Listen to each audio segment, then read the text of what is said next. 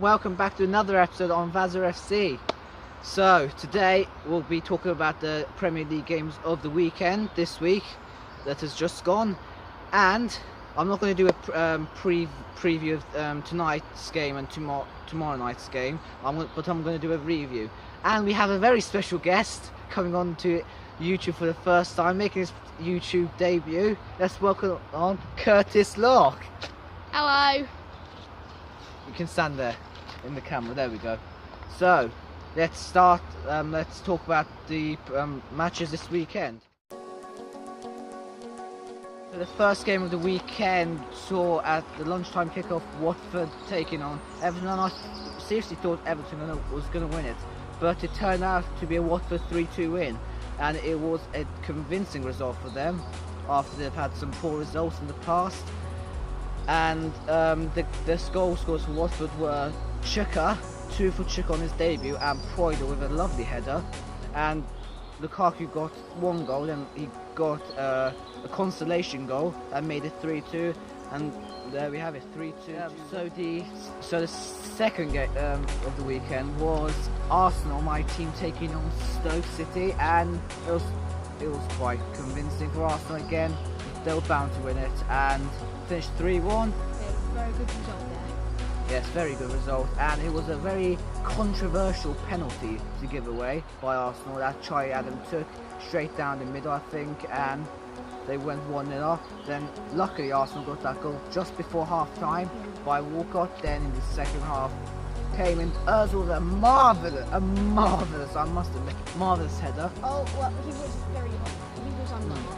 They should have been better defending. Lovely chip by someone into him, and lovely finish by Alex Rowe, but that penalty, I'm not sure what Granit Xhaka was doing, trying to elbow the guy into the face, but there we have it. Very good.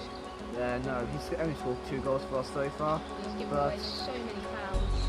But that must be 3 points for Arsenal. Finished 3-1. Third game of the weekend saw Bournemouth taking on Burnley taking on Bournemouth at Burnley's ground at home, and it was quite. I thought Bournemouth were going to win it. Oh, I did too. After their good win against Liverpool last week, 4-3. Great result. I can't see how they couldn't beat Burnley in that. Exactly, and 2-0 they went up. Burnley did. Then they got a goal back, 2-1. Then 3-1 to Burnley, and a controversial goal by Bournemouth by Benica Bobe, I think, and it finished 3-2, quite convincing, 3 points.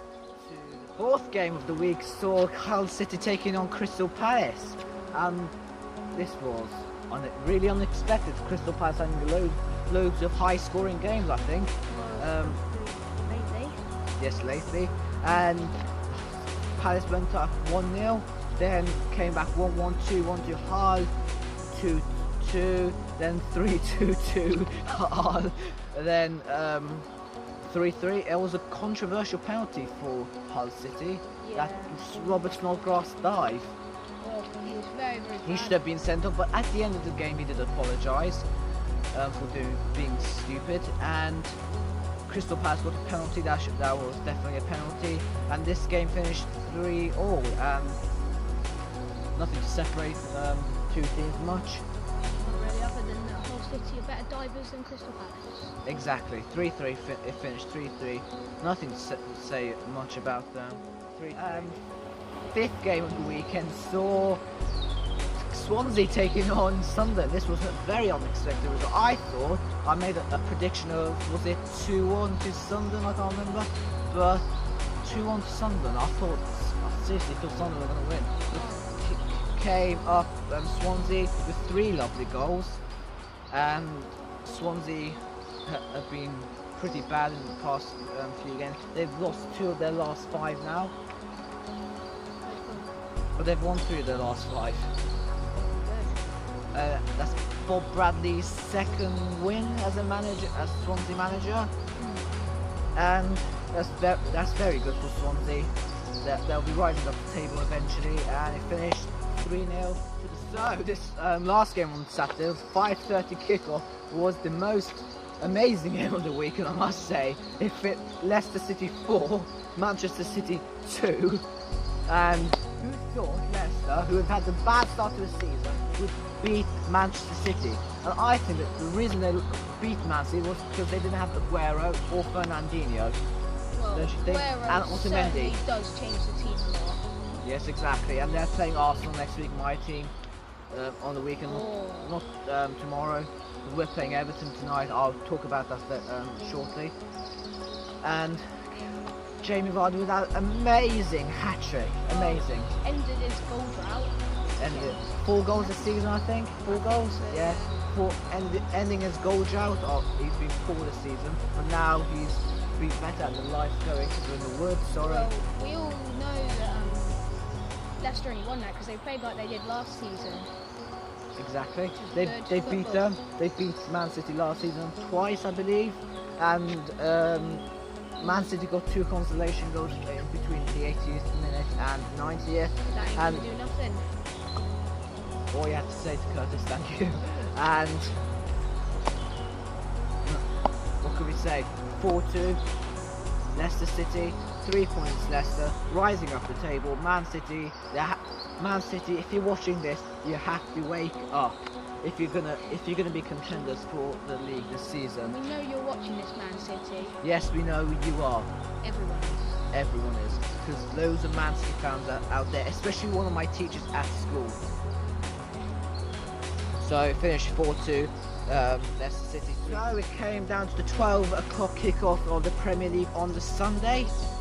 And it was pretty dull, wasn't it? It was really, really boring. A lot of low scoring matches. On this Sunday. And this game finished 1-0 to Chelsea. Pretty dull, I guess. Nothing to talk about here. Apart from that, weird Diego Costa goal. Really weird Diego Costa goal. I think Chelsea should be doing better against West Brom because they're not the best team. West Brom have had a fine run in themselves this season so far. That's why they might have conceded 1 goal so far, but Diego Costa with a lovely goal, so finished 1-0 Chelsea. And what can you say?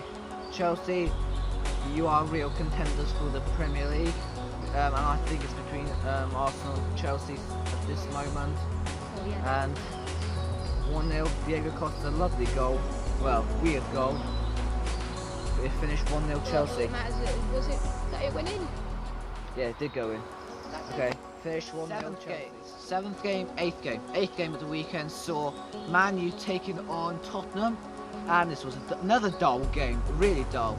But Mkhitaryan with his 2nd goal for the club after that lovely European win midweek.